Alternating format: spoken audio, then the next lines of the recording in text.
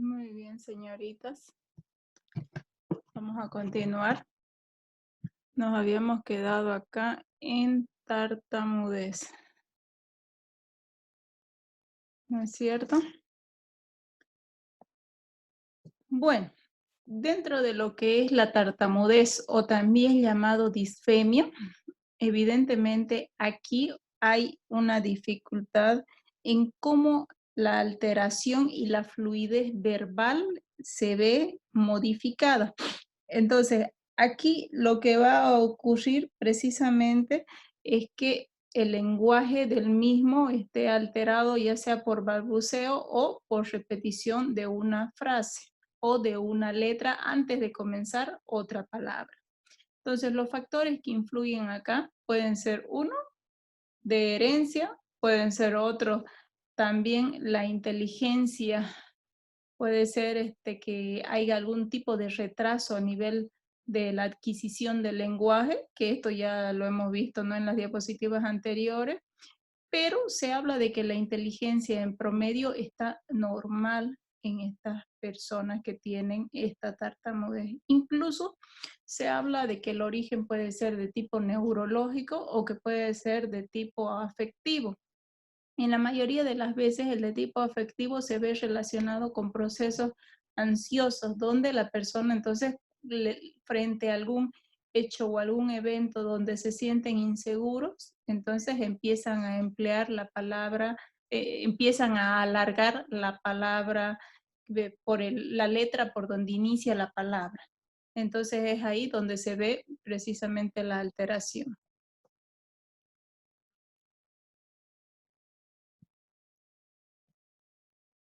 Tenemos el mutismo, que esta es otra alteración de precisamente el lenguaje y donde podemos ver de que acá al paciente mutista se le dice al paciente que pierde el habla, paciente que no habla.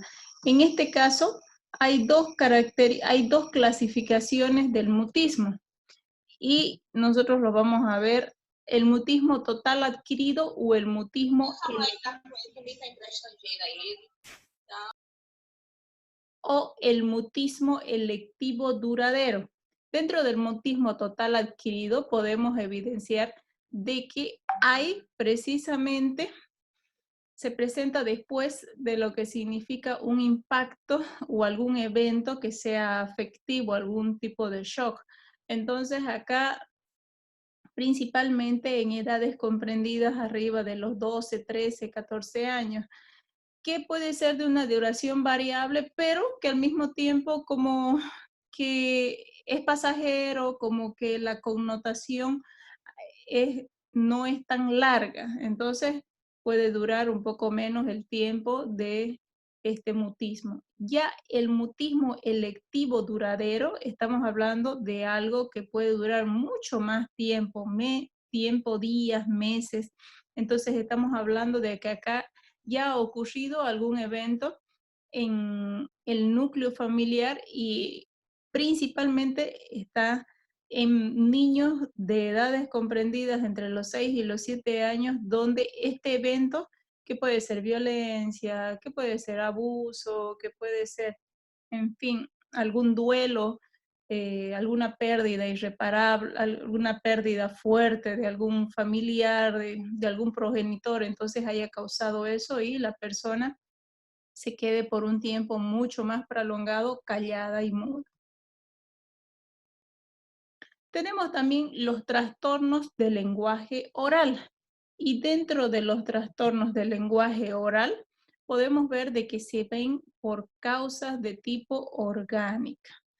Cuando hablamos de tipo orgánico, evidentemente hay algo que está originando a nivel del sistema nervioso central que se produzca esa alteración en el lenguaje. Entonces aquí vamos a ver todas estas: la disartría, la dislalia, la afasia, las disfonías y las disfemias.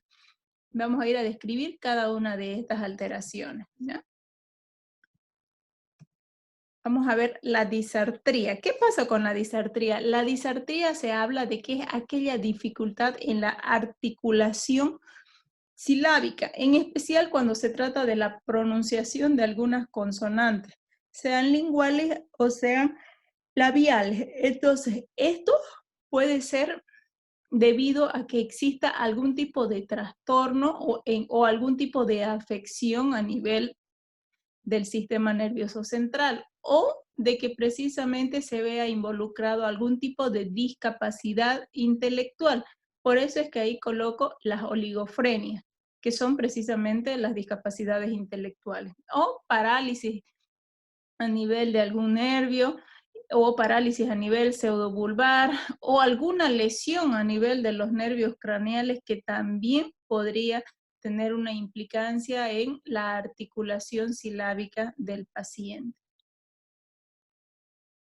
La dislalia ya en realidad implica que es provocado por alguna malformación a nivel del paladar o del velo del paladar o en alguna parte del aparato fonador, es decir, en la lengua, es decir, no sé, alguna dificultad por la forma, por el tamaño, que puede venir a provocar esta dificultad en cómo se expresa. Incluso se habla de que puede haber una insuficiente inervación de estos órganos y esto que puede provocar la alteración al comunicarse y al emitir estas palabras.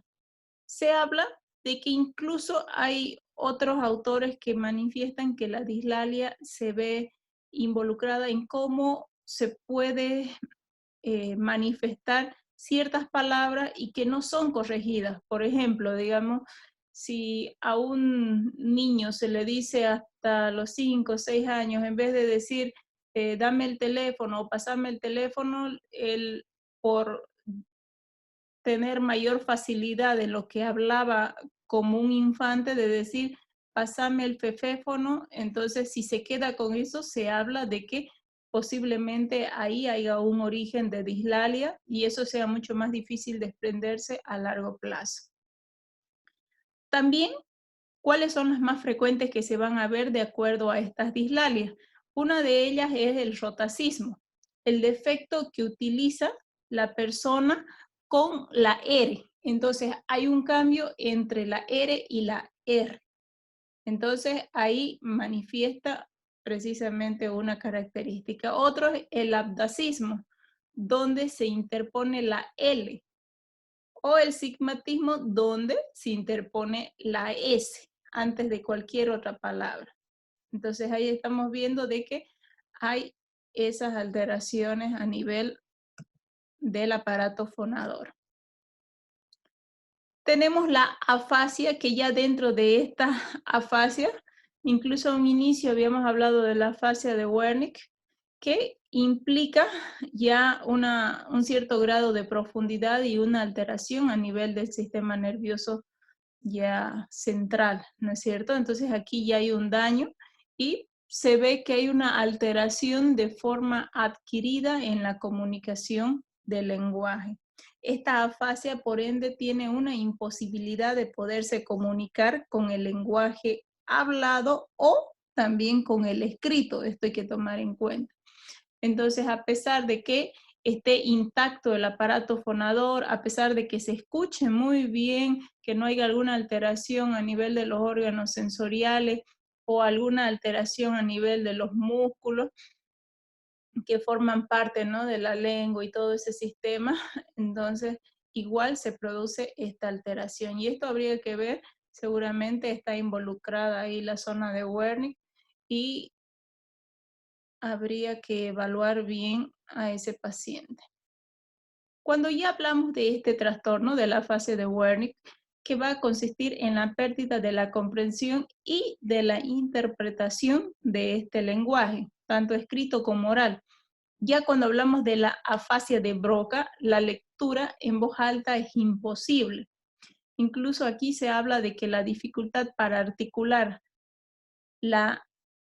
tanto la escritura como la lectura y la comprensión de la palabra, y la comprensión de la palabra, o sea, comprende la palabra, pero lo difícil es poderlo manifestar en voz alta.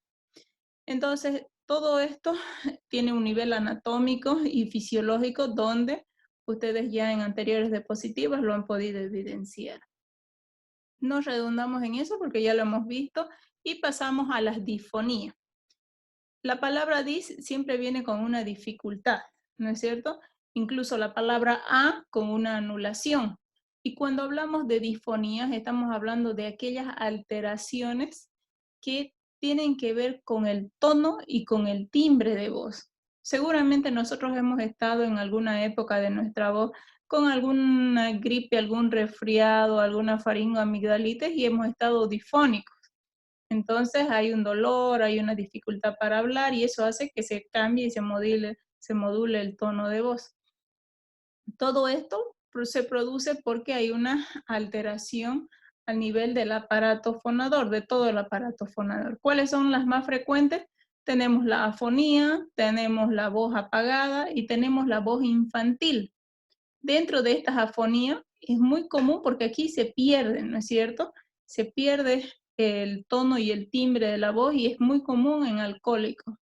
La voz apagada, cuando disminuye, ¿no?, el tono de la voz de los deprimidos. Y la voz infantil, bueno, esa voz infantil que ya ustedes la conocen como es un poco distinta a lo que ya empieza a ser la voz adulta.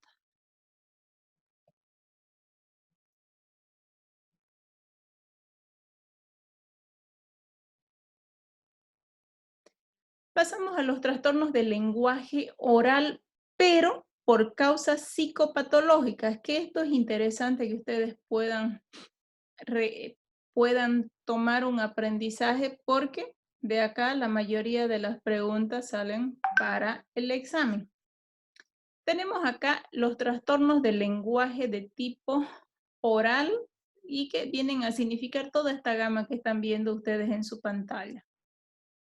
Si recuerdan un poquito la parte de pensamiento y los resúmenes que habían hecho, ahí pueden evidenciar que cuando hablábamos de taquipsiquia, un pensamiento acelerado, venía también a significar algo que empieza un pensamiento muy abundante, pero que es mucho más rápido o tiene una frecuencia mucho más elevada de lo normal. La bra, que venía a ser lo contrario, ¿no es cierto? Entonces aquí es lo mismo, parecido, solamente que empezamos a modificar las terminaciones. Taquilalia, que vamos a ver un aumento seguramente en el número de palabras y además en el tiempo, en cómo se reproducen esas mismas palabras, y la bradilalia lo contrario. Voy a ir diciéndoles también en qué casos se pueden observar y qué pacientes pueden ser los que tengan estas características. Un paciente con taquilalia también se lo conoce un paciente con verborrea. Y ese paciente con verborrea es aquel que emite una aceleración constante de las palabras con un número significativo y elevado.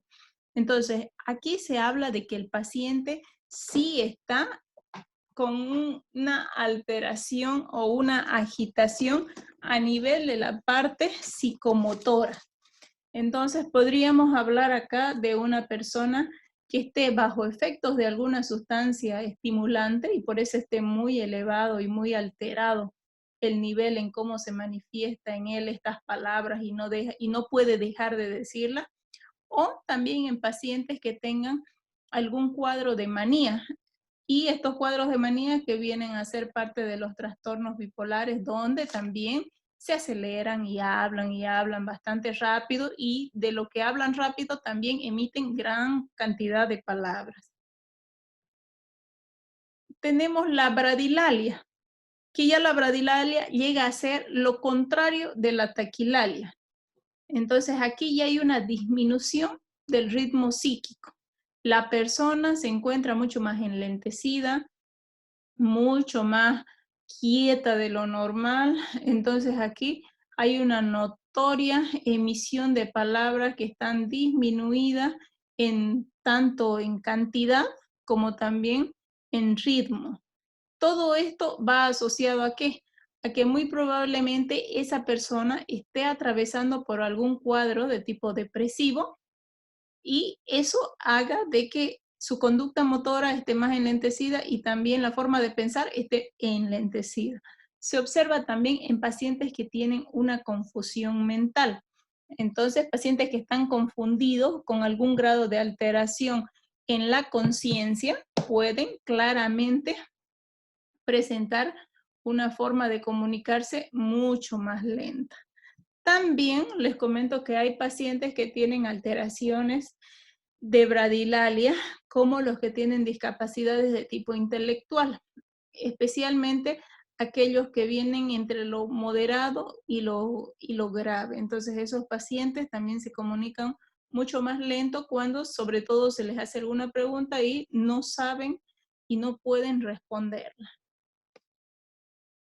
Pasamos a la verbigeración y que aquí hay una repetición constante de algunas frases sin sentido y carentes de lógica.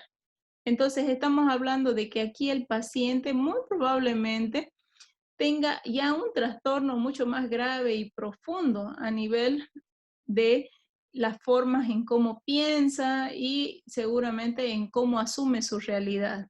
Por eso es que las características o los trastornos más característicos de esta verbigeración son aquellos pacientes que tienen demencias, aquellos pacientes que están confundidos mentalmente grave, pacientes que tienen esquizofrenias, pero esas esquizofrenias ya crónicas de tipo residual, donde tienen con repetición de algunas frases y que no tienen ningún valor ni para el paciente ni tampoco para el entrevistador. Volvemos a ver la palabra o el significante mutismo, que significa ese silencio transitorio. El mutismo lo habíamos visto mucho más adelante, pero ya como una característica, ¿no?, infantil. Aquí lo vemos como una característica psicopatológica porque también hablamos de mutismo en pacientes que tienen alteraciones mentales. Se habla de ese silencio que precisamente puede tener una serie de connotaciones a nivel de la interpretación del paciente. En la mayoría de las veces, la presencia de alucinaciones y de tipo auditiva son las que llegan a causar que el paciente se quede mudo. Entonces, eso habría que tomar en cuenta a la hora de entrevistar a un paciente, seguramente con algún tipo de esquizofrenia o alguna depresión mayor y que esté atravesando por un silencio motivado. Las musitaciones, aquí se habla cuando el enfermo murmura constantemente en voz baja. En realidad es como si el paciente hablara todo el tiempo consigo mismo. Esto les comento que es muy común en pacientes que tienen esta enfermedad de la esquizofrenia e incluso casi en la mayoría de las veces todos estos pacientes que son crónicos, que ya tienen muchos años de la enfermedad que los acompaña, en los psiquiátricos están así realizando musitaciones todo el tiempo. Entonces ustedes los ven solitos, conversando en voz baja. Algunos en voz alta también, cuando ya la presencia de alucinaciones es muy fuerte, pero esos son más agudos. Pero en estos crónicos mucho más disminuido el tono de lo que hablan. Los neologismos, dentro de los neologismos tenemos aquella característica de los pacientes que tienen precisamente también algún grado de alteración mental crónica, como los esquizofrénicos o algunos trastornos bipolares, pero que va a hacer que el paciente tenga una creación que le da significado a esa creación de esa palabra. Entonces el paciente es el único que entiende que le ha puesto un nombre distinto, por ejemplo, al peine que utilizaba para peinarse y ahora le ha puesto el nombre de bababá. Entonces su bababá es para su cabello. Entonces solamente él sabe que eso es el significado y nadie más logra comprender. Entonces suele dar esas connotaciones de crear nuevas palabras. La jergafasia ya se manifiesta por la pronunciación continua de algunas palabras que se suceden sin guardar ninguna hilación lógica. Entonces aquí claramente se ve de que hay un lenguaje totalmente incoherente. Incluso esto concuerda mucho con el pensamiento de tipo incoherente cuando veíamos, ¿no?, la parte de la ensalada de las palabras, donde no se podía entender nada de lo que decía el paciente y era un total sin significado. Evidentemente eso se ve en pacientes que tienen esquizofrenia o trastornos crónicos ya largos, demenciales, donde es mucho más difícil ya el poder abordar y hacer un tratamiento de mejora en ese sentido. La coprolalia, que copro viene a significar aquello sucio, aquello que precisamente va vinculado a heces fecales, ¿no es cierto? Cuando hablábamos entonces, y si estamos hablando de lenguaje, un lenguaje así, sucio, donde el paciente muestra mucha vulgaridad, permanentemente va orientado hacia la parte sexual, entonces a veces puede ser parte de alguna alteración de tipo lingüística como los tics, que después vamos a ver más adelante, y de un síndrome en particular, que es el síndrome de Gilles de Tourette. Entonces, que puede ir acompañada con estas palabras que pueden ser obscenas, malcriadas para algunas personas. Y bueno, la ecolalia. Tenemos acá la ecolalia como la repetición.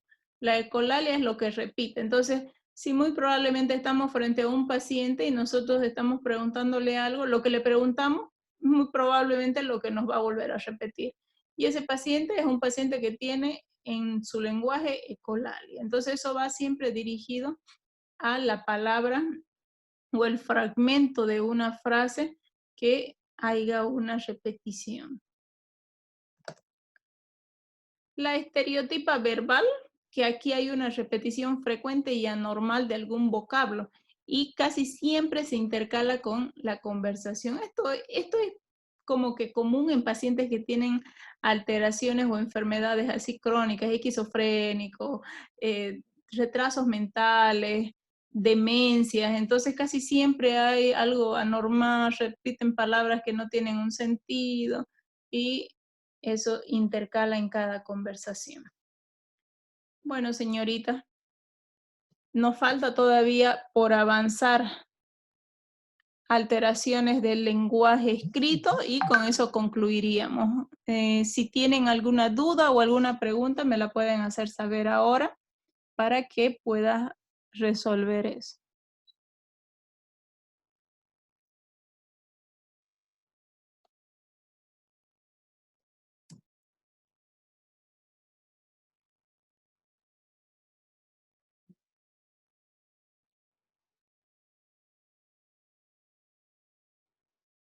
¿Alguna duda, señoritas?